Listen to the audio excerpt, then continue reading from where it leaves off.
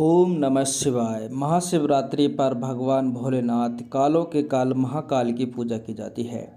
इनकी पूजा बहुत ही सहज और सरल है। वो नाम मात्र की पूजा से प्रसन्न हो जाते हैं और सभी को मन वांछित फल प्रदान करते हैं। कहा जाता है भगवान भोलेनाथ इतने भोले हैं कि मात्र जल चढ़ाने से ही प्रसन्न हो जाते हैं और आपको मन वांछित फल प्रदान करते हैं। धन चाहने वाले को धन मिलता है, सुख चाहने वाले को सुख, समृद्धि चाहने वाले को समृद्धि और पुत्र चाहने वाले को पुत्र मिलता है।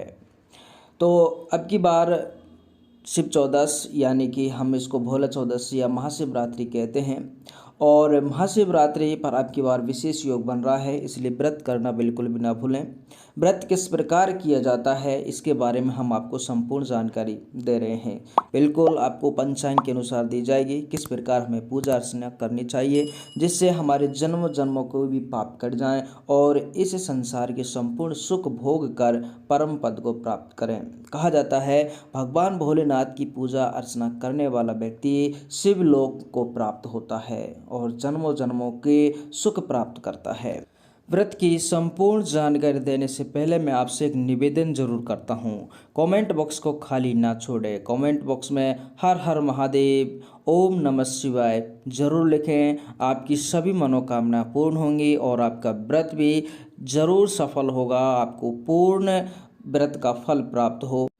महाशिवरात्रि व्रत की संपूर्ण पूजा विधि, विधि विधान और शुभ मुहूर्त के बारे में आपको संपूर्ण जानकारी पंचांग के अनुसार दी जाएगी। इस चैनल पर आपको सभी प्रकार के व्रत और त्योहारों का जो शुभ मुहूर्त और पूजा विधि है वो प्रदान की जाती है और वो भी लिखित रूप में, ताकि आपको अच्छी से समझ आए और पूजा में कोई गलती ना हो और आपको संपूर्ण फल प्राप्त हो। सबसे पहले आपको महाशिवरात्रि के दिन सूर्योदय से पहले स्नान आदि से निवृत्त हो लेना है।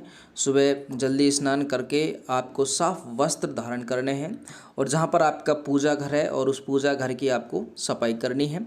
पूजा घर की सफाई करने के बाद आपको व्रत का संकल्प लेना है, ये आप लोग ध्यान रखना।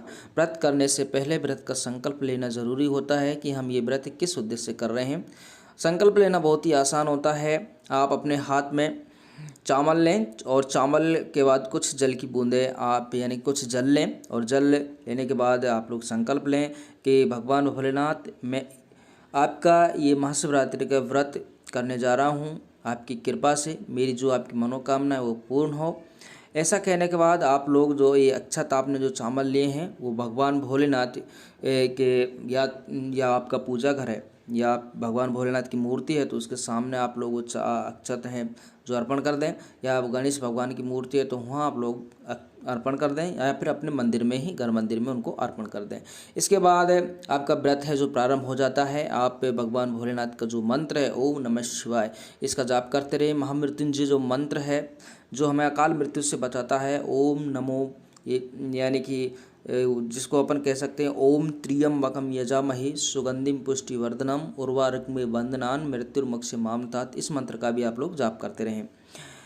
इसके बाद आपको ये साधारणतः हम व्रत में, क्योंकि पूरा जो शिवरात्रि का दिन होता है पूरा ही एक शुभ मुहूर्त होता है और अधिकतर हम देखते हैं कि मंदिर की पूजा है जो 10 बजे के बाद प्रारंभ हो जाती है, भगवान भोलेनाथ की मंदिर में पूजा, और कुछ लोग 12 बजे के बाद करते हैं। ये जो प्रक्रिया है 10 बजे से लेकर शाम तक चलती रहती है, क्योंकि भगवान भोलेनाथ की इस दिन 4 पैरों में भी पूजा की जाती है। 4 पैरों का जो शुभ मुहूर्त है मैं आपको बता चुका हूँ। हम यहाँ पर केवल बात करेंगे व्रत कैसे करते हैं। तो इसके बाद आपको क्या करना है, मंदिर जाना है 10 बजे के बाद और उसमें आपको थाली है वो सजा लेनी है। थाली में आपको सब कुछ होना चाहिए, यानी कि अपन कह सकते हैं सबसे पहले आप तांबे के लोटे में जल और दूध, पंचामृत हो तो और भी अच्छी बात है, उसमें शहद भी डाल लें, लेकिन आप जल में दूध और शहद तो अवश्य डाल कर ले जाएं। ठीक है। पानी के लोटे के बाद आपको अपनी जो थाली है अच्छे से सजानी है। साधारणतः इसमें गाजर का हलवा आप लेकर जाते हैं। गाजर के हलवे के साथ वेर जरूर अवश्य चढ़ाने चाहिए। कुछ लोग आलू भी लेकर जाते हैं। ठीक है। इसके बाद धूप बत्ती अवश्य होनी चाहिए। तो ये सब पूजा की जो थाली आप लोग सजा कर भगवान भोलेनाथ के मंदिर जाएं और मंदिर जाने के बाद आप उनका अभिषेक करें। सर्वप्रथम आपको अभिषेक करना है, लेकिन मैं आपको एक बात और बता देता हूँ कि कहा जाता है कि भगवान शिव की पूजा करने से पहले आपको नंदी की पूजा करनी चाहिए, क्योंकि वही भगवान भोलेनाथ के द्वारपाल होते हैं। नंदी और गणेश भगवान की पूजा भगवान भोलेनाथ की पूजा करने से पहले आपको करनी चाहिए, ऐसे बताया जाता है। इसके बाद आप भगवान शिव का अभिषेक करें। अब आप बात करते हैं, इस दिन शिवलिंग पर बेल पत्र है, आख है, धतूरा है, फूल है, चावल है आदि से श्रृंगार करना चाहिए। ये सब आपकी जो थाली है उसमें होने बहुत ही ज़रूरी है। बेलपत्र की बात कर लेते हैं। बेलपत्र में कम से कम 3 पत्ते होने चाहिए और वो खंडित नहीं होना चाहिए। इस दिन सुप्राण या महामृत्युंजय मंत्र का जाप करें। रात में भी शिव जी की आरती उतारें, पूजा करनी चाहिए। शिवरात्रि के दिन भजन करना चाहिए, सोना कम चाहिए। महाशिवरात्रि के दिन गलत कार्यों को करने से बिल्कुल बचना चाहिए, और क्रोध है, अहंकार है, इस दिन दूर रहना चाहिए। ऐसा करने से, यानी कि क्रोध करने से कहा जाता है कि पुण्य है कम हो जाते हैं, और दान आदि का कार्य भी करना चाहिए। तो ये साधारण पूजा है। इसके बाद हम आपको और कुछ जानकारी देते हैं कि हमें क्या क्या नहीं करना चाहिए, इस पर भी हम बात कर लेते हैं। महाशिवरात्रि के दिन मांस मदिरा का सेवन बिल्कुल भी नहीं करना चाहिए। महाशिवरात्रि के दिन देर रात तक नहीं सोना चाहिए, जैसे कि मैं आपको पूर्व में बता चुका हूँ। महाशिवरात्रि के दिन दाल है, चावल है, गेहूँ है से बना अन्न नहीं ग्रहण करना चाहिए। ध्यान रखना, महाशिवरात्रि के दिन यदि आपने व्रत किया है, तो व्रत यदि आपने किया तो गलती से भी आप दाल है, चावल है, गेहूँ है, कोई भी अन्न है उसका सेवन नहीं करना चाहिए। क्या खाना चाहिए ये हम वीडियो आपको नेक्स्ट वीडियो में लेकर क्या क्या आप खा सकते हैं उसके बारे में विस्तार से आपको समझाया जाएगा। यहाँ हम बात करते हैं ज्योतिषाचार्यों के अनुसार कि महाशिवरात्रि के दिन काले वस्त्र धारण नहीं करने चाहिए। वैसे भी काले वस्त्र धारण नहीं करने चाहिए, क्योंकि पूजा अर्चना में अपने वैदिक जो शास्त्र हैं उनमें भी बताया जाता है कि काले वस्त्र नहीं पहने जाते हैं। कहा जाता है कि इस दिन भगवान शिव को अर्पित जो प्रसाद है वो भी हमें ग्रहण नहीं करना चाहिए। कुछ लोग सोचते हैं कि भगवान भोलेनाथ को जो प्रसाद चढ़ा दिया जाता है उससे वो अपना व्रत खोलते हैं, जबकि ये अशुभ माना जाता है। इससे हमारा पुण्य जो कम हो जाता है, हमें बिल्कुल भी नहीं खाना चाहिए।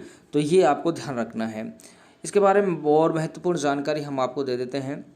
मान्यता है कि जो भी जातक महाशिवरात्रि के व्रत रखते हैं उन्हें नरक से मुक्ति मिलती है। यदि आपने कोई कह सकते हैं आपसे कोई भूल में कोई गलत काम हो जाते हैं तो उनसे आपको मुक्ति मिलती है इस व्रत के करने से।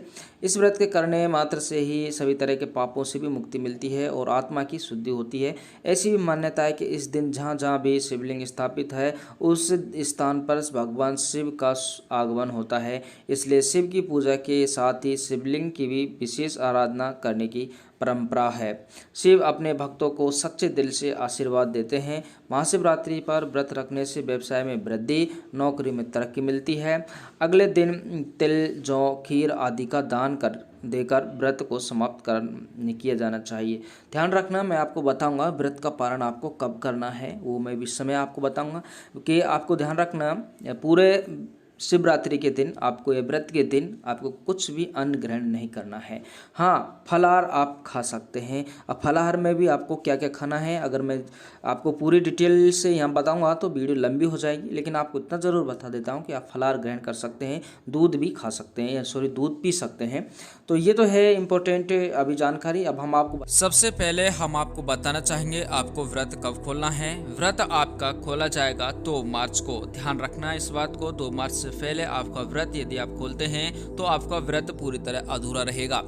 अब इसके पीछे एक रहस्य हम आपको बताना चाहेंगे।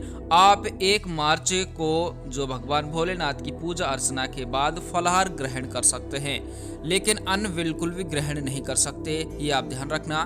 फलाहार ग्रहण कर सकते हैं, फलाहार के साथ आप लोग दूध भी पी सकते हैं, लेकिन अन्न आपको बिल्कुल भी ग्रहण नहीं करना। यदि आप 1 मार्च के दिन अन्न ग्रहण कर लेते हैं तो आपका व्रत पूरी तरह अधूरा रहेगा, पूर्ण नहीं हो पाएगा, आपको व्रत का पूरी तरह लाभ नहीं मिलेगा। तो आपको जो व्रत खोलना है वो पूरी तरह 2 मार्च को खोलना है, यानी कि आपको 2 मार्च को ही अन्न ग्रहण करना है। और 2 मार्च को आपको सुबह 6:45 के बाद ही आपको अन्न ग्रहण करना है। यही पारण लेने का शुभ मुहूर्त है। 6:45 के बाद भगवान भोलेनाथ की कृपा से आप अपना व्रत पूर्ण करें और अन्न ग्रहण करें। कहा जाता है कि भगवान भोलेनाथ कालों के काल हैं, ये इनको महाकाल कहा जाता है। इनके व्रत मात्र से आपके संपूर्ण कष्टों का अंत हो जाता है।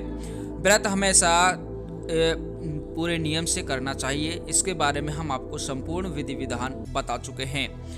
अब हम आपको बताना चाहेंगे कि व्रत